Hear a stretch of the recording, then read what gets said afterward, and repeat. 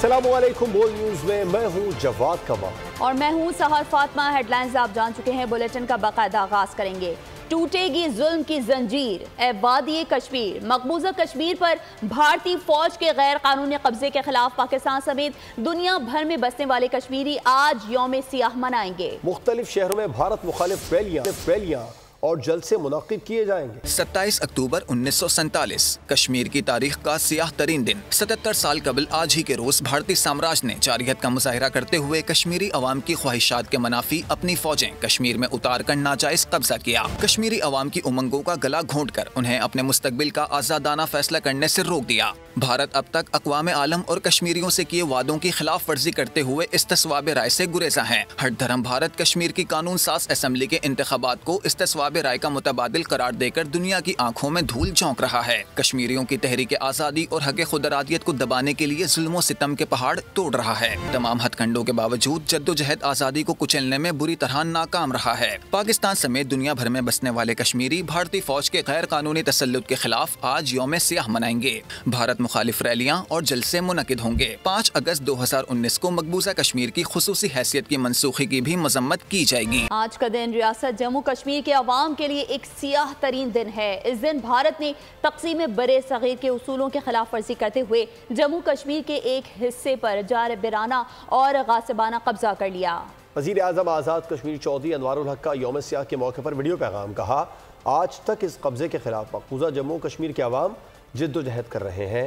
मकबूजा कश्मीर के मुसलमानों की जानो माल, इज्जत और इस्मत महफूज नहीं। 27 अक्टूबर रियासत जम्मू कश्मीर के अवाम के लिए एक स्याह तरीन दिन है।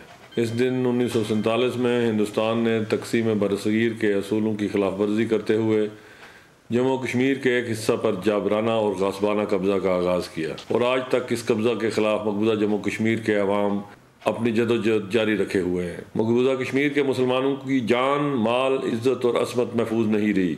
मकबूजा कश्मीर में आबादी की हैयत को बदलने के लिए हिंदुस्तान से लोगों को लाकर आबाद किया जा रहा है। सरकारी मुलाजमतों में हिंदुस्तान के लोगों को तरजीह दी जा रही है। तमाम हुर्रियत की आदत को पाबंद सलासिल रखा गया है। भारत ने 27 अक्टूबर 1947 को श्रीनगर में फौज उतार कर गासिबाना कब्जे की बुनियाद डाली। कुल जमाती हुर्रियत कॉन्फ्रेंस के कन्वीनर गुलाम मोहम्मद सफ़ी का यौम सियाह कश्मीर के मौके पर बयान कहा, मकबूजा कश्मीर की गयूर अवाम ने भारत के हर मंसूबे को खाक सितर कर दिया है। हुर्रियत रहनुमा अब्दुल हमीद लोन ने कहा है कि 77 साल से कश्मीरी अवाम बुनियादी हक के हुसूल के लिए लाखों कुर्बानियां दे चुके हैं।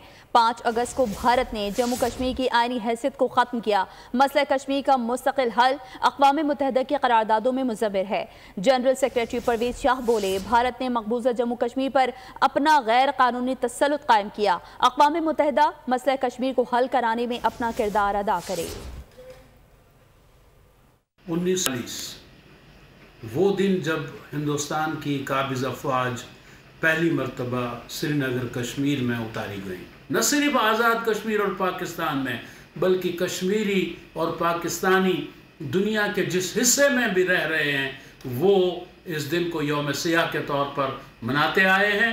आज 77 साल हो गए हैं जम्मू कश्मीर के अवाम अपनी पैदाइशी हक़ के लिए, अपने बुनियादी हक़ के लिए कुर्बानियाँ देते आ रहे हैं। जब तक न जम्मू कश्मीर के अवाम को आज़ादी मिल जाती है हिंदुस्तान के तसल्लुत से मुकम्मल तौर पर, तब तक हम अपनी जद्दोजहद को जारी व सारी रखेंगे। 27 अक्टूबर को कश्मीरी दुनिया में जहाँ कहीं भी मुकीम है, इस दिन को यौम सियाह के तौर पर मनाते हैं। तमाम कश्मीरी जहाँ कहीं भी मुकीम है, इसको भरपूर एहतजाज के तौर पर मनाएंगे और दुनिया पे वाज़ेह करेंगे कि 27 अक्टूबर का कब्ज़ा कश्मीरियों की ख्वाहिशात के बरअक्स था। और नाजरीन, अब आपको बताएं कि भारत की मकबूजा वादी में खून की होली जारी है। खून की होली जारी है और लाखों कश्मीरी शहीद कर दिए गए, लाखों नौजवान पाबंदे सलासल हैं, लाखों बच्चों को यतीम कर दिया गया। और कश्मीरी खवातीन की इस्मत दरी को भारतीय फौज ने अपना हथियार बना लिया। लाखों खवातीन की इस्मत दरी की गई है। भारत ने कश्मीर में जो जुल्म ढाया है, उस पर एक नज़र इस रिपोर्ट में। زندہ ہے پر مانگ رہی ہے جینے کی آزادی، ظلم و ستم کی آگ میں سلگتی وادی، مقبوضہ کشمیر کی 77 سالہ خونی تاریخ، جنت نظیر وادی پر قابض دہشت گرد بھارت نے کشمیریوں کی جد و جہد آزادی کو روندنے کے لیے ہر ہتھ کنڈا آزمایا، ظلم و جبر کی انتہا کر دی۔ 1989 سے اب تک 96,364 کشمیریوں سے جینے کا حق چھین لیا گیا، 7,362 کشمیریوں کو دوران حراست موت کے گھاٹ اتار دیا گیا، 1,72,135 کشمیریوں کو پابند سلاسل کیا گیا، 22,965 خواتین کے سہاگ اجاڑ دیے، 1,07,965 معصوم بچوں کے سر سے باپ کا سایہ چھین لیا گیا، 11,265 خواتین کی عصمت دری کی گئی۔ بھارتی ظلم و جبر دلیر کشمیری عوام کے حوصلے پست کرنے میں ناکام رہا تو کشمیری مسلمانوں کی اکثریت کو اقلیت میں بدلنے کا منصوبہ بنایا گیا۔ 5 اگست 2019 کو مودی سرکار نے آرٹیکل 370 اور 35A کو منسوخ کر کے کشمیر کی خصوصی حیثیت کو ختم کر دیا۔